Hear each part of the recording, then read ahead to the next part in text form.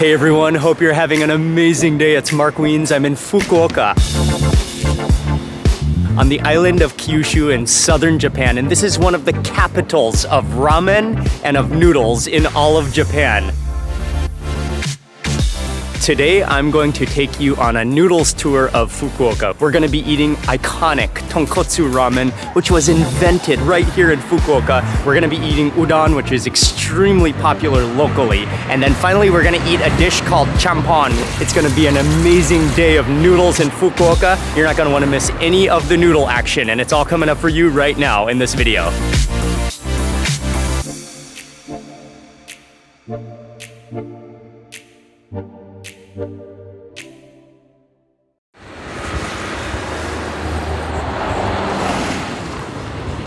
Good morning from Fukuoka. Again, this is one of the great noodle destinations in all of Japan, and we're beginning with one of the giants of Japanese noodles, Hakata Ramen, which is also known throughout the world as tonkotsu ramen. The signature of tonkotsu ramen is made with pork bones, which are boiled for hours, sometimes 15 or even 20 hours, to release all of their flavor potential, all of the collagen, all of the milky broth. It's known to be extremely rich, extremely flavorful.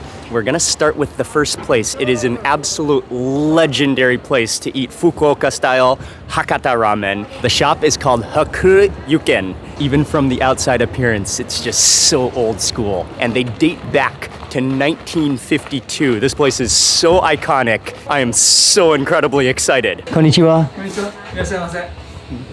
I love the decoration, I love the style. It's all bar counter seating, and you can watch the master as he cooks the ramen and prepares the ramen with precision. And at the same time, it's so friendly, such a positive energy here. People come for this old style Hakata ramen, and one of the things that they're known for is their handmade, homemade noodles.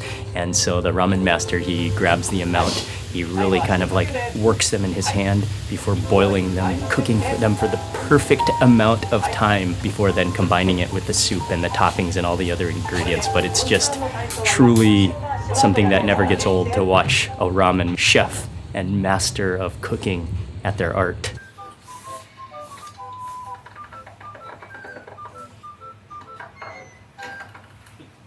Arigatou gozaimasu. Oh, here we go. Oh, that is a gorgeous, spectacularly beautiful bowl of ramen. Oh, and the rich porkiness you can smell. The noodles, you can see how they're handmade, hand-prepared to precision. I think there's 4 different levels of noodles that you can order from the doneness, whether it be more firm or less firm or softer or just the regular that the chef decides. But then it's topped with chashu, topped with wood mushrooms, some green onions, and bamboo shoots. But look at these noodles. One of the highlights here is definitely the noodles, which are handmade, cooked to precision. Oh, and they're also known for their kind of flat noodles, I believe, which are different. Okay, so the first way to go about your ramen is to definitely taste that soup broth. Oh, look how oily and thick that is and milky. And that definitely is from the tonkotsu, from those bones being boiled for so long. That's what gives it the milkiness with all the secret herbs and spices. Here we go, this is my first ever bowl of tonkotsu Hakata ramen in Fukuoka.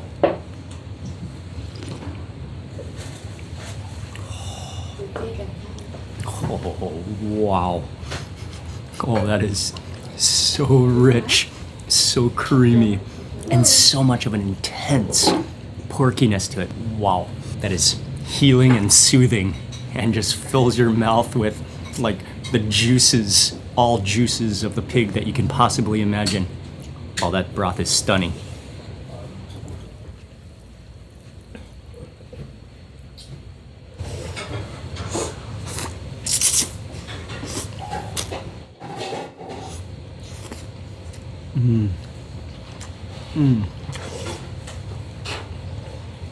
Oh, the noodles are incredible.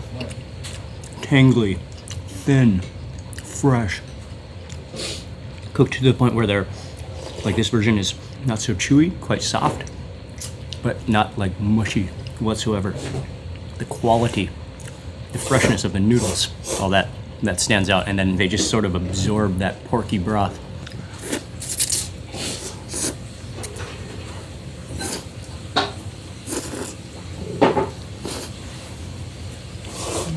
I kind of buried all the chashu and the bean and the bamboo shoots, but let's move on to the chashu. Some of those bamboo shoots and mushrooms.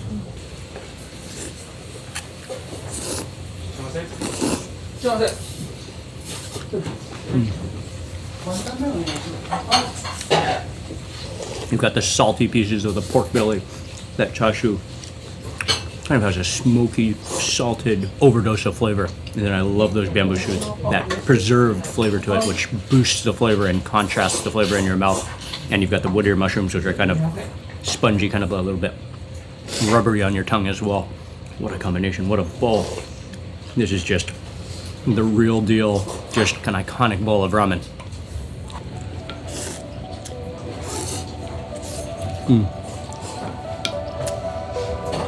Happiness. You can add some of the sesame seeds as a topping as well.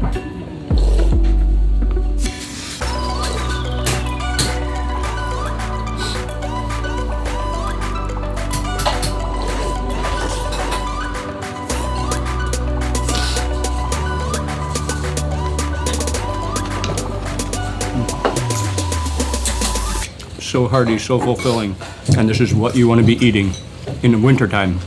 I mean, actually year-round in Fukuoka, but in wintertime because it's so rich and heavy and warming. You can just feel it warming your soul all the way to your core.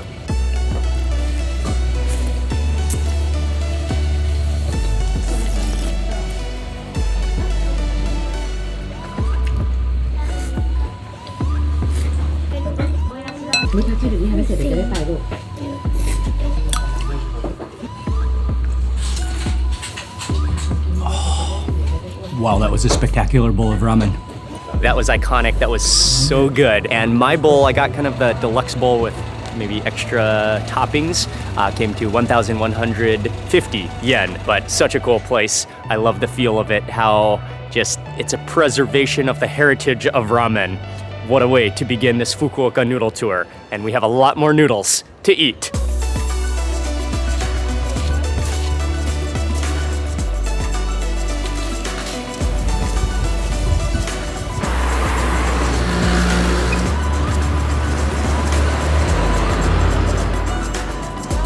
Next up on this noodle tour in Fukuoka, we're going to eat Hakata-style udon. And from what I hear, udon might actually be the #1 noodle dish for local Fukuokans. And they have a unique and special style of Hakata udon. And this restaurant is famous for their udon, but I think they might also have soba. So we're gonna go inside, we're gonna check it out, and we're gonna have udon next. Konnichiwa. The menu, they have small, medium, or large amount of noodles with no extra cost. So no matter what size, you get the same. We have to get the large size bowl. It's huge. And their most popular one is goboten, which is udon in a soup with burdock tempura.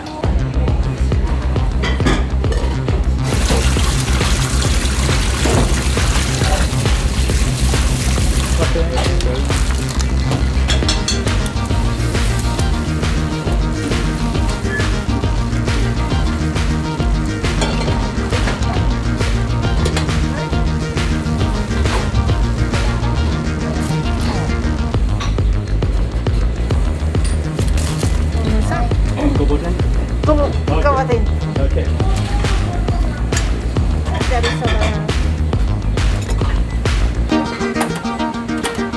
This is the biggest bowl of udon I've ever seen. It's huge. Oh man, and being able to watch them as they cook, as they boil the noodles. They've already been pre-boiled in the morning, but then he just flash boils them, gets them to that perfect texture, and then combines it with that clear broth, and then also with the fish cake, a little bit of green onions finely sliced, and then the burdock root tempura, which is just the classic. That is like a family-sized bowl, but for a single person of udon.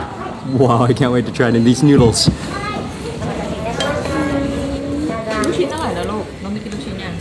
So, I believe in Japan there's different versions of broth for udon, but in Hakata specifically, it's known as being light and thin and clear.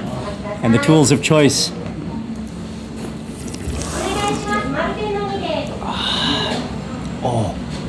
Oh man, that's so soothing though.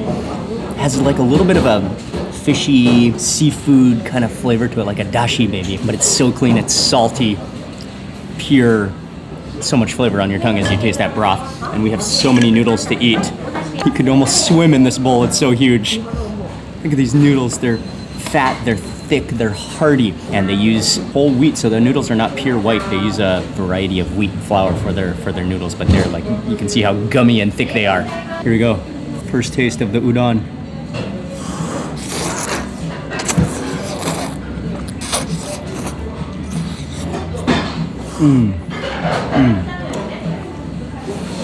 Man, those are hearty. The texture, they're gummy and soft. And they've just started to absorb that broth a little bit.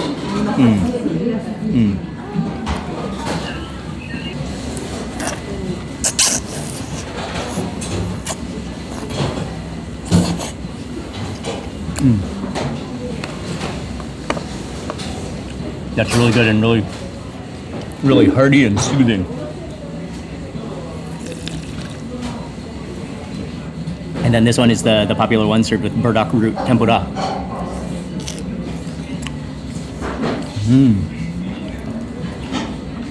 Oh, that's amazing. It's kind of absorbed some of that broth, so it's kind of soggy but crispy at the same time. You taste the flavor of the oil, and you taste the flavor of that burdock root.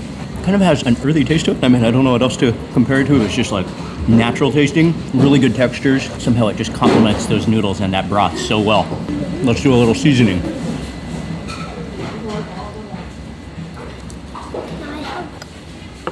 So they have a little bit of chili pepper or chili powder, and then also the sansho, I think the Japanese pepper as well, which is really fragrant, citrusy.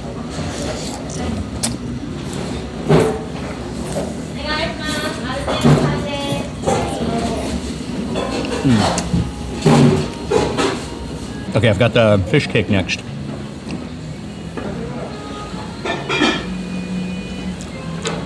Oh yeah, it has a little bit of a sweet taste.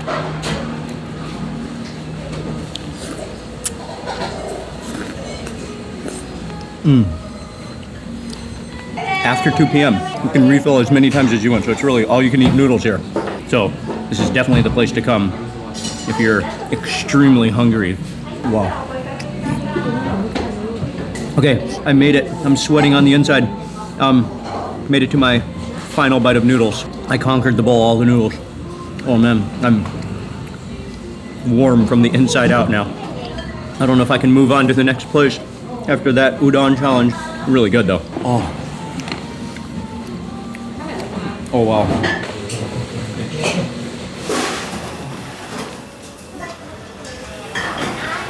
And after that giant bowl of udon, we're just stopping by nearby. There is a temple which commemorates the master Shochi Kushi. He came back from China in 1241 and he brought the recipe for sweet bean jelly, manju, udon, and soba. This is the stone that marks his achievement. And he brought back the milling techniques from China and also introduced it to Japan here in Kyushu. Wow. I mean, udon and soba, these are two of the major staple foods of Japan. This is huge. This is monumental.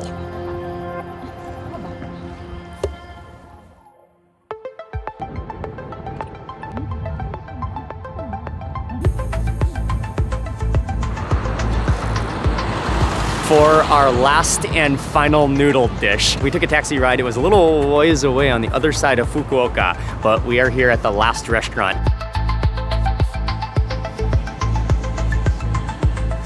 This place is called Ide Champon, and they serve a dish which is called champon, and we're gonna hopefully see in the kitchen when he's frying up a fresh batch, but they serve it to you. It's a lot of vegetables are included. They serve a mountain in your bowl, vegetables, noodles. It's another really loved dish.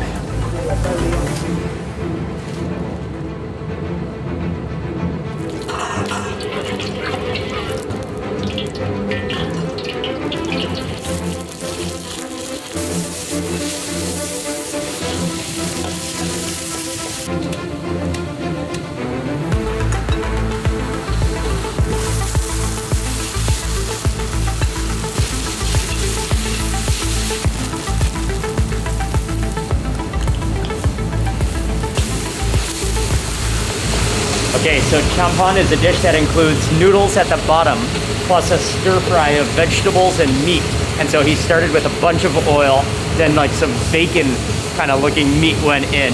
Then he added in a bunch of cabbage, a bunch of onions, a bunch of bean sprouts, and he's just kind of sauteing that down until it wilts.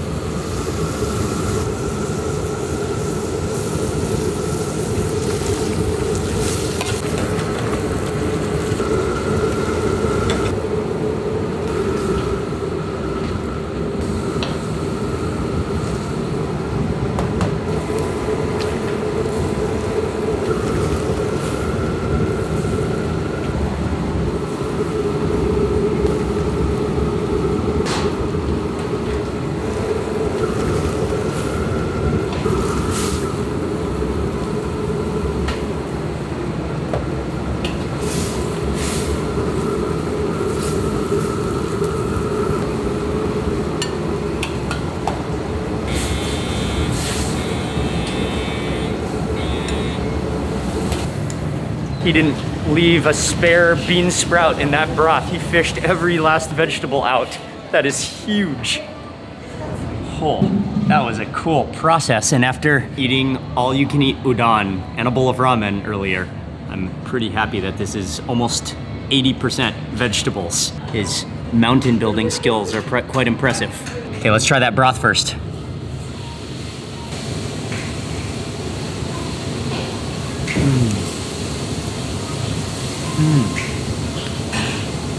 It's hard to tell if it's porky or if it's kind of like, I think it is meaty, the broth. Oh, the broth is thick and rich and kind of milky. The broth is really good. Let's just start from the top of the mountain. It's tons of bean sprouts, cabbage, onions in here. All that pork simmered down.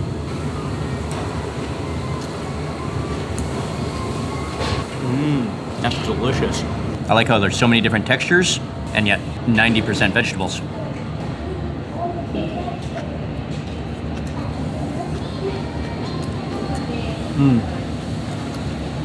Oh, I like this a lot. Okay, and there's a sauce that goes along with it. This one is called the red gonsho, I believe. You can smell yuzu in there. Kind of adds a little zing bite to your dish. Maybe kind of spread that out. Maybe rehydrate it with some of the soup.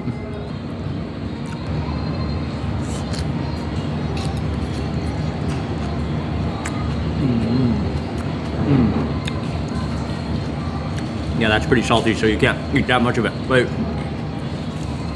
I love that burst of freshness from the yuzu.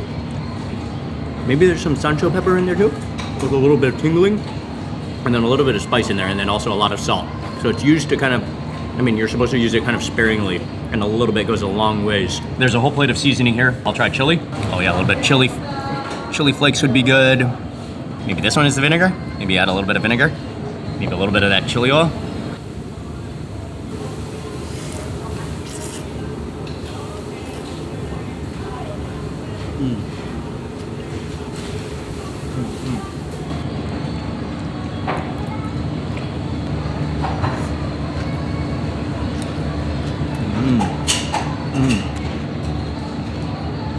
Oh, it's sesame oil. Okay, I can't wait for the noodles. Let's go. Let's dig below the mountain of vegetables. Oh, here we go. Here's the noodles.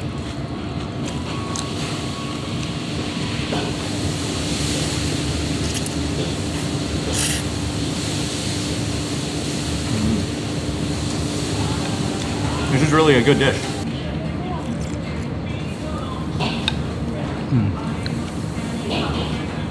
This is tasty.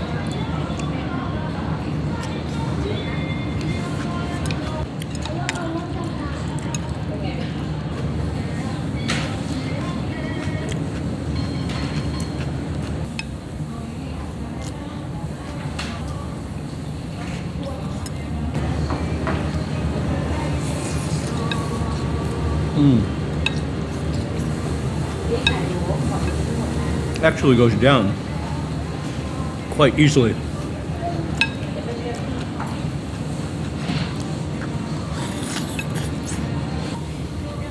And definitely that broth is definitely pork bones, definitely pork-based broth. It is very thick. I mean, it kind of does remind me of a tonkotsu. Maybe the pork bones are boiled down Kind of has a similar richness and taste to it. It is a rich broth as well.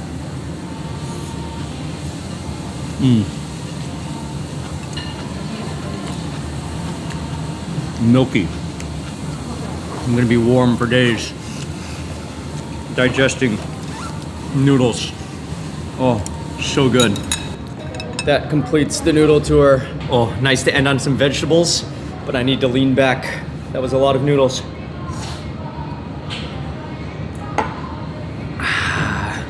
If you are a noodle lover, Fukuoka is an absolute must-visit destination at some point. So I'll have all 3 of the places that we went in the description box below. You can check out all the locations, and that completes this noodle tour of Fukuoka, really one of the capitals of noodles. I mean, they have contributed so much to Japanese food and the Japanese noodle culture right here in Fukuoka and Kyushu Island.